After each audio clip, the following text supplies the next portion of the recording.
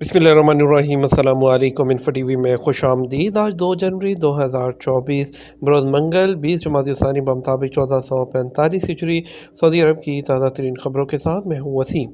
अगर आप भी सऊदी अरब के बदलते हुए कानून, बदलती हुई ख़बरों पर नज़र रखना चाहते हैं, इन्फो टीवी को सब्सक्राइब कर लें, बेल आइकन को प्रेस कर लें। आज के न्यूज़ बुलेटिन को मुकम्मल देखिएगा।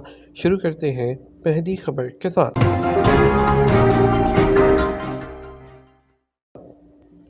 हरूब की गलत रिपोर्ट पर गैर मुल्की कारकुन को 1,75,000 रियाल अदा करने का हुक्म। सऊदी अरब के जनूबी रीजन में लेबर कोर्ट ने गैर मुल्की कारकुन के खिलाफ झूठा हरूब फाइल किए जाने पर कंपनी के खिलाफ फैसला जारी कर दिया। अदालत ने कंपनी इंतजामिया को पाबंद किया कि वो हरूब की गलत रिपोर्ट करने पर कारकुन को 1,75,000 रियाल, वकील की फ़ीस और दीगर अखराजात भी अदा करें।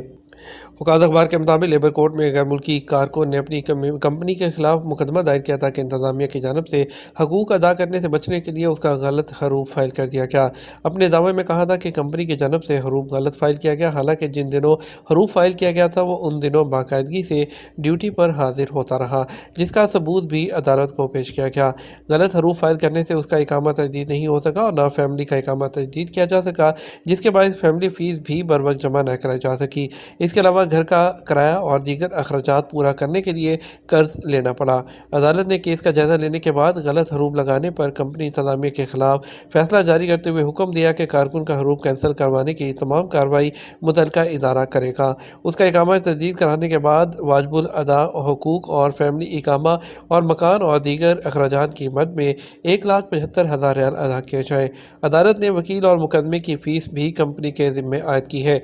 कानूनी मशीर मिसार अल-हिलानी का कहना है कि जिन गैर मुल्कियों के खिलाफ गलत हरूब केस फाइल किया जाता है उन्हें चाहिए कि वो फौरी तौर पर अपना हक हासिल करने के लिए लेबर कोर्ट से रजू करें, ताकि हरूब कैंसिल कराने के बाद दीगर मामलात को निपटाया जा सके। गैर मुल्की कारकुन के खिलाफ हरूब उस सूरत में फ़ाइल किया जाता है जब वो अपनी कंपनी या कफील के पास काम नहीं करता और कहीं और चला जाता है।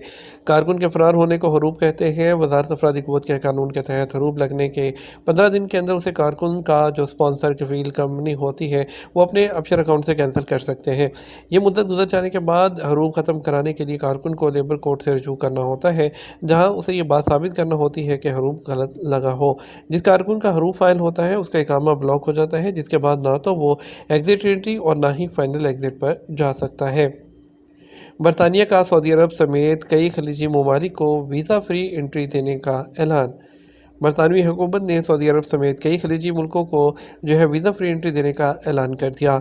बरतानवी वेबसाइट ETA UK के मुताबिक बरतानवी हुकूमत ने ऐलान किया है कि 22 फरवरी 2024 से सऊदी अरब, बहरीन, उर्दन, कुवैत, ओमान और UAE से आने वाले मुसाफरों को वीज़ा की ज़रूरत नहीं पड़ेगी। बरतानिया ने गल्फ़ कोऑपरेशन कौंसिल के ममालिक और उर्दन के साथ वीज़ा की पॉलिसियों में बड़ी तब्दीलियों के अज़म के तहत इस पॉलिसी का ऐलान किया। सऊदी अरब, बहरीन, उर्दन, कुवैत, ओमान, UAE के शहरियों को फरवरी 2024 के बाद बरतानिया में दाखिले के लिए इलेक्ट्रॉनिक ट्रैवल अथॉराइजेशन जो ETA है दरकार होगा, जबकि कतर के शहरी 15 नवंबर से बरतानिया में ETA पर दाखिल हो रहे हैं। बरतानवी हुकूमत की जानब से जारी बयान में कहा गया कि ETA सिस्टम का मकसद मुल्क में एंट्री के स्टेप्स को आसान बनाना है।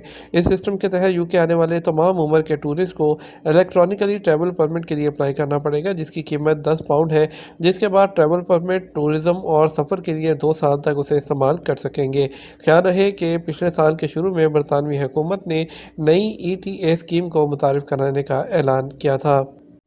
सऊदी अरब में सियाहती सीज़न कामयाब, गैर मुल्की टूरिस्ट ने 100 अरब रियाल खर्च किए।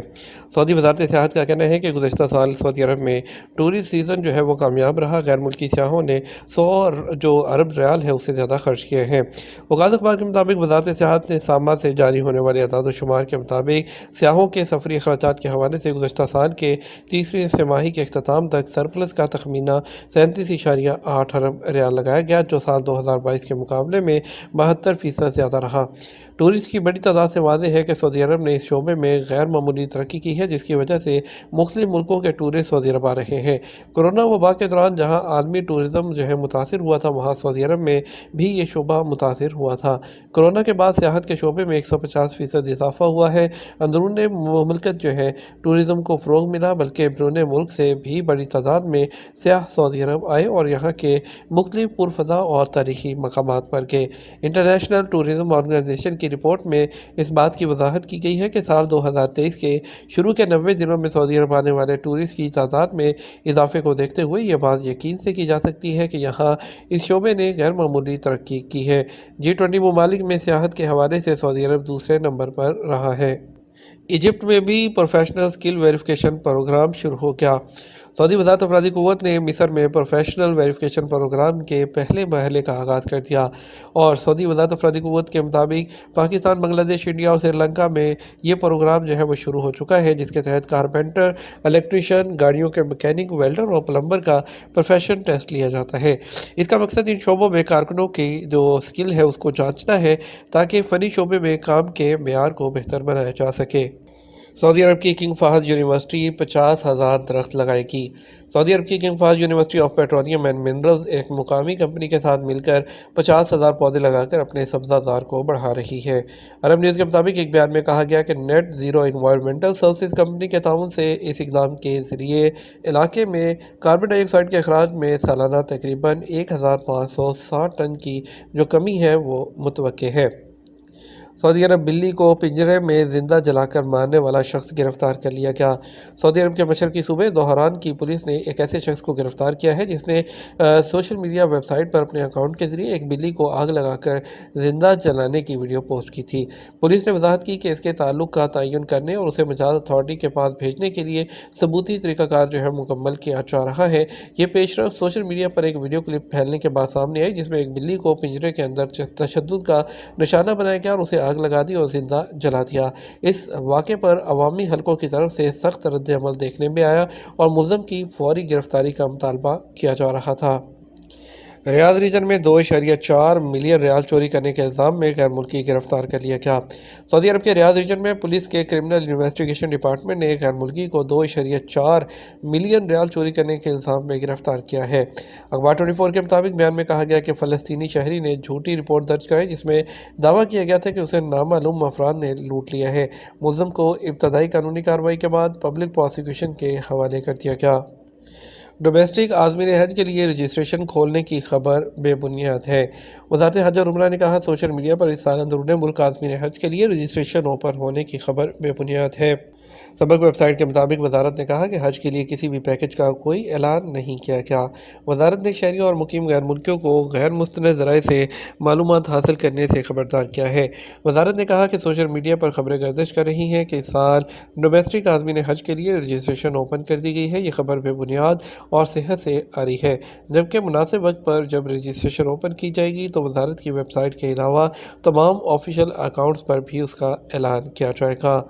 General directorate of civil defence نے احتیاط برتنے اور محفوظ مقامات پر رہنے کی ضرورت پر زور دیا اور ان جگہوں سے دور رہنے کی ضرورت پر زور دیا جہاں سیلاب، پانی کے دلدل اور پانی وادی میں جمع ہو، ان میں تیرنے سے بھی گریز کیا جائے۔ ان کا کہنا ہے کہ ایسی جگہ مناسب نہیں ہوتی اور خطرہ ہوتا ہے۔ بارش کے مسلسل امکانات کی وجہ سے مختلف میڈیا آؤٹلیٹس اور سوشل سائٹس کے ذریعے بھی اعلان کیا جاتا رہا ہے۔ سعودی الیکٹرسٹی کمپنی نے ریاض میں کمپنی کے ہیڈ کوارٹر میں منعقدہ ایک تقریب کے دوران اپنے نئے ویژن کو سامنے رکھتے ہوئے اس کی الیکٹرسٹی کی ایپلیکیشن کا آغاز کر دیا ہے۔ ایپلیکیشن کا مقصد کسٹمرز کے تجربے کو بہتر بنانا، اپنی کارکردگی اور بھروسے کو بڑھانا ہے اور ایک جدید ڈیجیٹل تجربہ فراہم کرنا ہے۔